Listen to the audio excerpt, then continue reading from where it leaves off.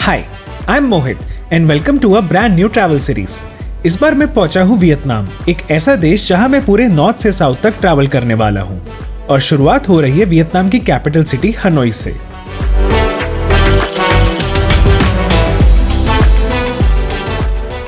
मैंने अपनी journey start की न्यू दिल्ली से, जहां से डायरेक्ट फ्लाइट्स अवेलेबल हैं हनोई के लिए। If you are flying from Delhi, Vietnam Airlines and VietJet are your best options for direct flights. The flight takes around 4 hours and you do need to get a visa before you travel. The good part is, it's a super easy process. You can apply for an e-visa online. Mine took about 4 days to arrive and cost me around 2200 INR. What's up guys? Good morning from Vietnam. कल शाम को मैं आ गया था Hanoi के अंदर दिल्ली से डायरेक्ट फ्लाइट लेके। वीज़ा के लिए मैंने बहुत पहले ही ऑनलाइन अप्लाई कर दिया था, तो वीज़ा में मुझे कोई खास प्रॉब्लम नहीं और इमिग्रेशन में भी यहाँ पे बहुत ज़्यादा स्मूथ सेलिंग है, सो नो इश्यूज़ और हिकअप्स एट ऑल। बाकी आज मेरा पहला दिन है हनोई के अंदर और मेरा जो प्लान है आज का, वो सबसे पहले है जाने का इंसेंस विलेज के अंदर। सो लाइक इंडिया, वियतनाम के अंदर भी काफ़ी ज़्यादा इंसेंस स्टिक्स यूज़ होती है for religious and spiritual purposes. And पूरे वियतनाम में जितनी भी इंसेंस स्टिक्स बनती है वो हनोई के पास एक विलेज है, वहीं बनती है और वहीं से पूरे वियतनाम में सप्लाई होती है।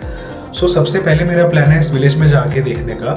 एंड ये जो विलेज है अप्रॉक्सीमेटली 45 to 50 मिनट्स अवे है फ्रॉम हनोई। एंड उसके बाद मैं पूरा हनोई एक्सप्लोर करने वाला हूँ, सो स्टे ट्यून्ड तब तक। So after travelling for 50 minutes and Hanoi के ट्रैफिक बहुत ज़्यादा कॉम्प्लिकेटेड है। टैक्सी लिटरली 10-15 मिनट तक एक ही जगह पे स्टक थी और फाइनली अब मैं पहुँच गया हूँ हनोई के इंसेंस विलेज पे। Let me just take you around this village. On my first day, the plan was to visit Hanoi's famous incense village. ये एक काफी पॉपुलर टूरिस्ट डेस्टिनेशन है। It's located in a small village about 40 to 45 minutes away from Hanoi. ये जगह अपनी traditional incense sticks के लिए काफी फेमस है। You will see bright pink and red incense sticks spread out in open courtyards. And honestly, पूरा view काफी breathtaking होता है। In Vietnam, incense holds a lot of cultural value, especially during festivals and religious ceremonies. और इस village में ये tradition generation से चला आ रहा है। If you are planning to visit, morning time is ideal. Soft natural light होती है और काफ़ी लोकल एक्टिविटीज़ भी देखने को मिल जाती हैं।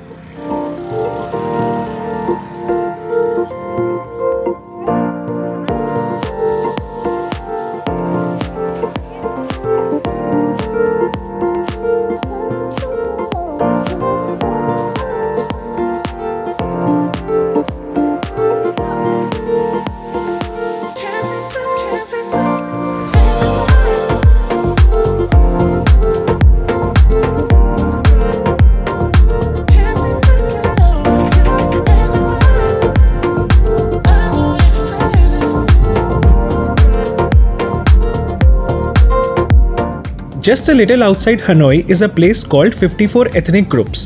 ये जगह वियतनाम के 54 ऑफिशियल एथनिक ग्रुप्स को डेडिकेट किया गया है। Inside you will find traditional clothings, tools, musical instruments और उनकी डेली लाइफ से जुड़ी चीज़ें। लेकिन सबसे इंटरेस्टिंग पार्ट है इसका आउटडोर सेक्शन, जहाँ फुल साइज ट्रेडिशनल होम्स बनाए गए हैं। From stilt houses to long houses, you can actually walk through them and get a real feel of how these communities live. ये सिर्फ एक कल्चरल विलेज नहीं है, it feels like a journey through Vietnam's rich cultural roots.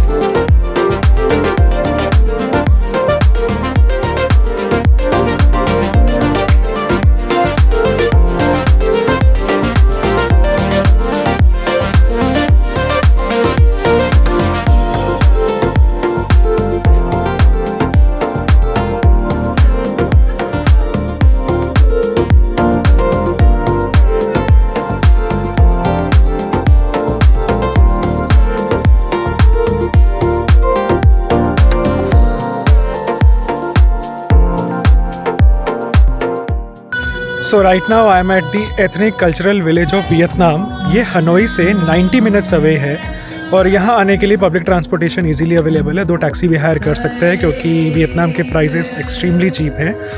यहाँ पे आने की ticket भी लगती है, that is somewhere around close to $3 to $4 but I will definitely recommend this place क्योंकि ये साइड मैंने वियतनाम का कभी नहीं देखा।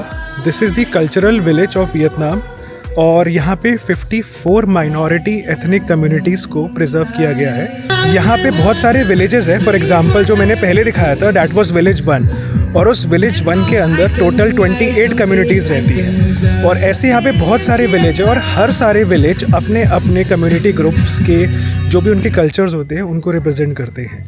सो दिस इज़ द प्लेस। अगर पूरे वियतनाम का कल्चर और सारी एथनिसिटीज़ को देखना है तो एक इस जगह पे आके one can enjoy all 54 ethnicities. I mean यहाँ पे उनका कल्चर और उनके बिलीव्स को थोड़ी देर आके देखा जा सकता है और इन्जॉय किया जा सकता है।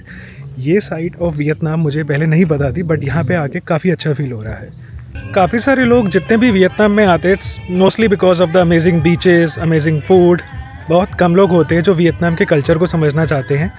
आई मीन मेरे लिए भी दिस इज़ समथिंग न्यू क्योंकि मैं भी जब वियतनाम आया था तो यही सोच के आया था कि 3 हफ्ते में I will visit entire Vietnam and learn about the culture in a bit and also जितने भी यहाँ के अमेजिंग बीचेज़ हैं, फूड्स है, उसको ट्राई करूँगा। But thankfully tourist guide told me about this place and I am glad I came here क्योंकि इतनी सी जगह में आके वियतनाम के पूरे कल्चर को समझना बहुत इंपॉर्टेंट है क्योंकि बाकी जगहों पे जाके इतनी अंडरस्टैंडिंग नहीं मिलेगी। But this is the only place which is just 90 minutes from Hanoi और यहाँ पे आके you could actually see and visit what Vietnam is all about.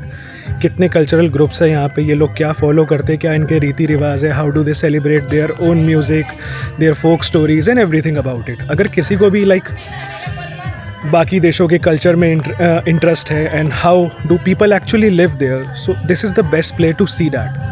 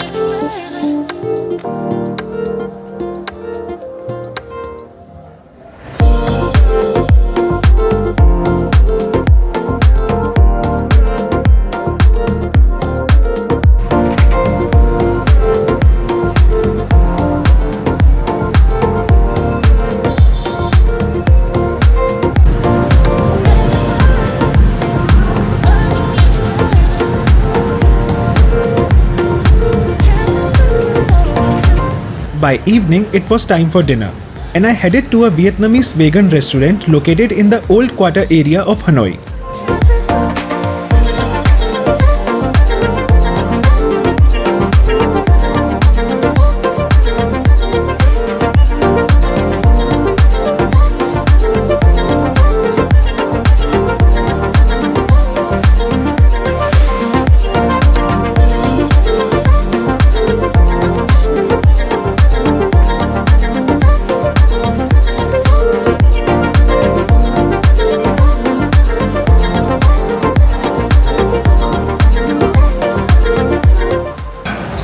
अभी मैं आया था एक वियतनामीज वेगन रेस्टोरेंट पे। यहाँ पे बफे साइज सिस्टम है और द कॉस्ट पर person is $3।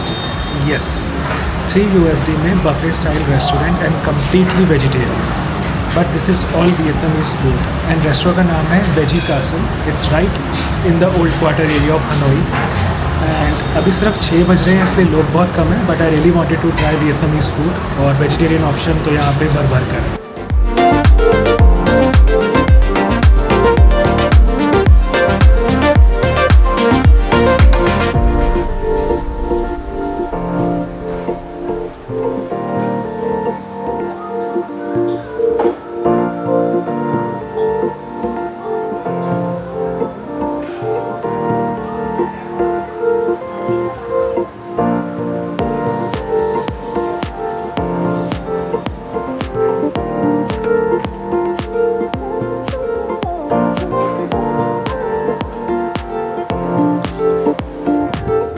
After dinner, I decided to try some cocktails. So I went to Bardin Rooftop Lounge. It's a rooftop bar in Hanoi with a nice view and a calm atmosphere. A good place to end the day.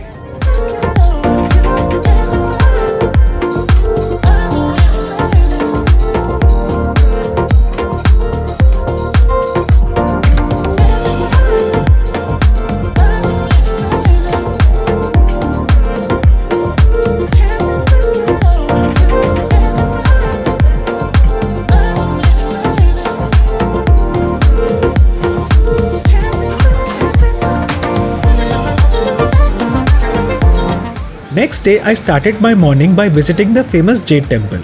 ये temple Hwan कियम lake के बीच एक छोटी सी island पर बना हुआ है और एक रेड वुडन ब्रिज के थ्रू कनेक्टेड है। ये 18th सेंचुरी का टेम्पल मेनली जनरल डाओ को डेडिकेट किया गया है, जो वियतनाम के एक लेजेंडरी मिलिट्री हीरो थे। It's a peaceful spot with a great view of the lake और यहाँ का एटमॉस्फेयर काफी काम एंड स्पिरिचुअल फील होता है।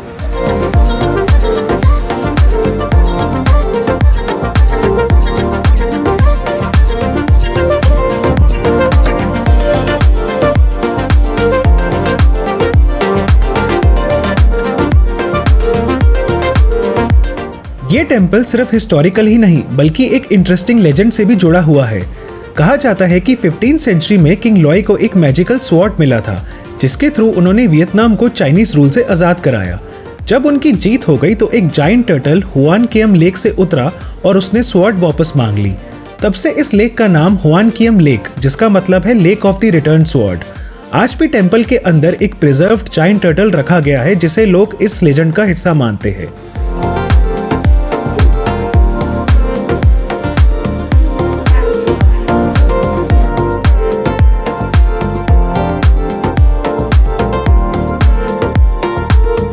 After visiting the Jade Temple, it was time to explore the Arch Street of Hanoi.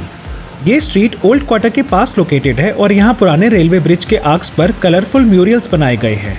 In artworks में पुरानी Hanoi की डेली लाइफ दिखाई गई है, जैसे स्ट्रीट वेंडर्स, ट्रेडिशनल गेम्स और लोकल कल्चर के scenes. Overall it's a nice spot for a quiet walk and to see a creative side of the city.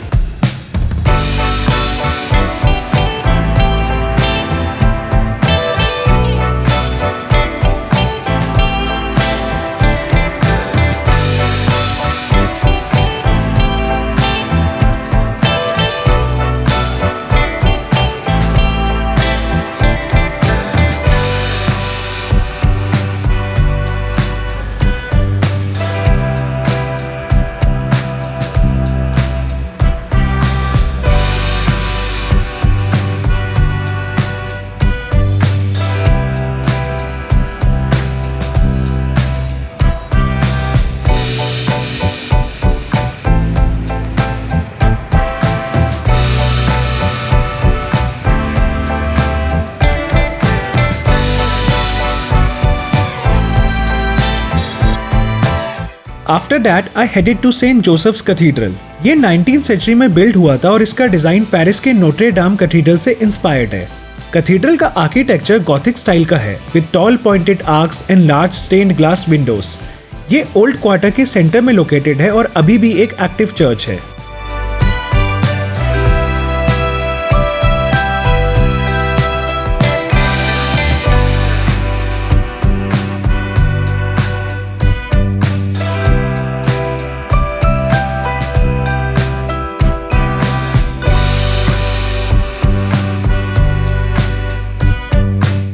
Next up was a communal house. ये एक traditional meeting place होता है जहाँ पहले community के important issues discuss किए जाते हैं।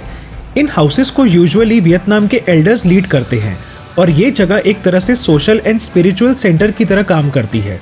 आज भी कई कम्युनल हाउस प्रिजर्व्ड है as a part of Vietnam's cultural heritage. Right now I am at the communal house of Hanoi. ये जगह हनोई के लोगों के लिए बहुत ज़्यादा इंपॉर्टेंट है and it is very sacred to them because ये जगह यूज़ करी जाती है हनोई के लोकल रेजिडेंट्स के द्वारा यहाँ के लोकल इश्यूज़ को रिजॉल्व करने के लिए। सो फॉर एग्ज़ाम्पल, जैसे हमारे इंडिया में हर गांव का एक पंचायत होता है। पंचायत का मेन काम क्या होता है कि उस गांव के अंदर जो भी प्रॉब्लम्स है, इश्यूज़ हैं, उनको एक लार्ज स्केल पे डिस्कस करके वो सॉर्ट आउट करने की कोशिश करते हैं। सिमिलरली हनोई के अंदर ये कम्युनल हाउस होता है जहाँ पे सारे जो एल्डरलीज होते हैं या जो सीनियर सिटीजन्स होते हैं वो यहाँ पे बैठ के हनोई के जो इश्यूज़ है जो वो अपने रीजन में फेस कर रहे हैं उनके ऊपर एक्ट करते हैं और उनको डिस्कस करते हैं।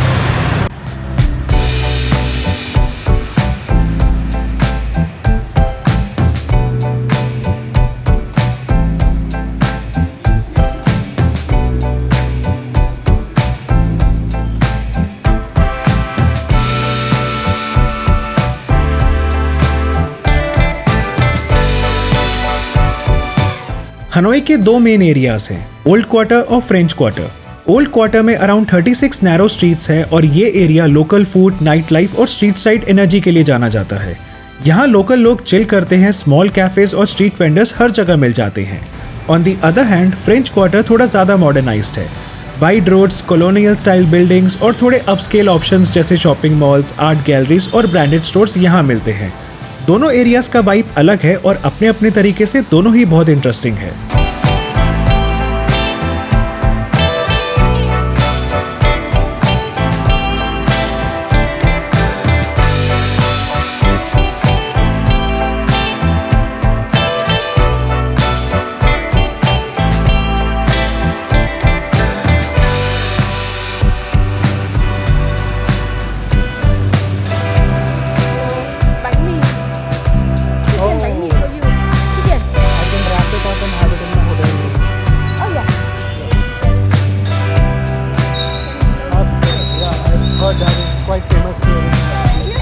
Next up was Bangkok coffee house. ये हनोई का एक वेल नोन कैफे है, specially known for its coffee and aesthetic interiors. ये कैफे बैल्कनी स्टाइल सेटअप के लिए काफ़ी पॉपुलर है, जहाँ से आपको स्ट्रीट व्यू मिलता है while enjoying your drink. It's located in the old quarter and often visited by both local and tourist. Vietnam is known for its strong coffee culture. यहाँ पर हर कॉर्नर पे आपको कॉफ़ी शॉप्स मिल जाएंगी और prices भी काफ़ी अफोर्डेबल होते हैं। वियतनामीज कॉफ़ी काफ़ी यूनिक होती है, specially coffees like coconut coffee और एग कॉफ़ी, जो यहाँ के सिग्नेचर ड्रिंक्स माने जाते हैं। A cup of coffee here would cost anywhere between 100 to 150 rupees.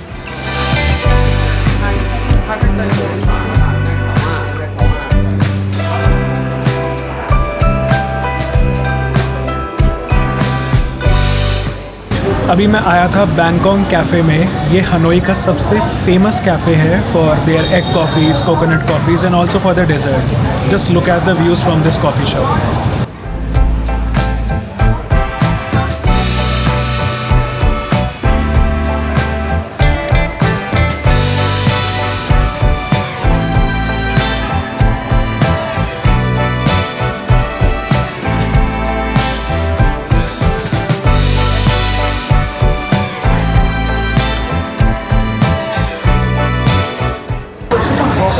अभी मैं आ गया था हनोई की फेमस ट्रेन स्ट्रीट पे। ट्रेन यहाँ पे यूजुअली 2 टाइम पे आती है, एक आफ्टरनून में और एक रात के टाइम पे अराउंड 7:30। सो अभी बज रहे हैं 6:15। थोड़ा वेट करना पड़ेगा। The street is fully packed and crowded.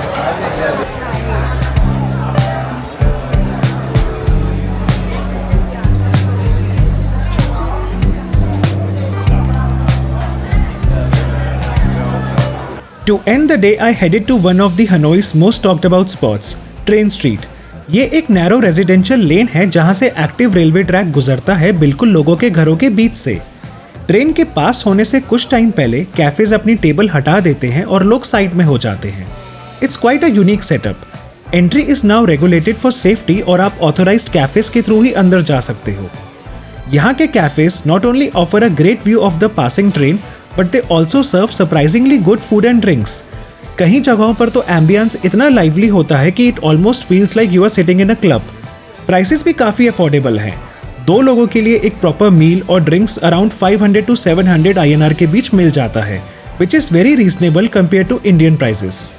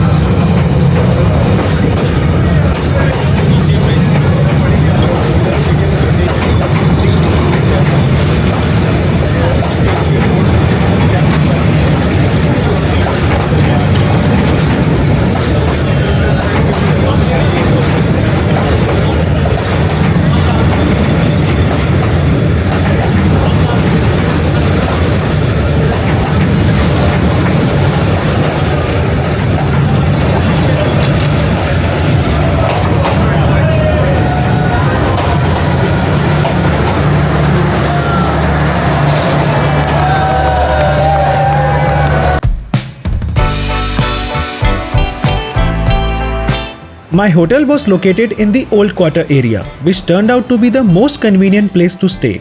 It was close to major attractions, cafes, and local markets. The room cost was 4,000 rupees per night and it was right near the center. Overall, Hanoi felt very affordable, from food and drinks to transport and accommodation. Street food was very budget friendly, coffee shops and bars were very well priced, and hotel options in the Old Quarter fit well within a mid-range budget.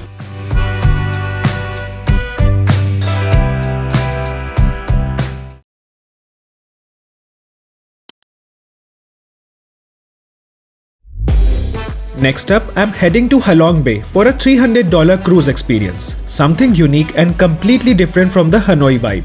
So make sure to check out the next video. Meanwhile, do like the video and subscribe to the channel. Your support genuinely helps me keep going.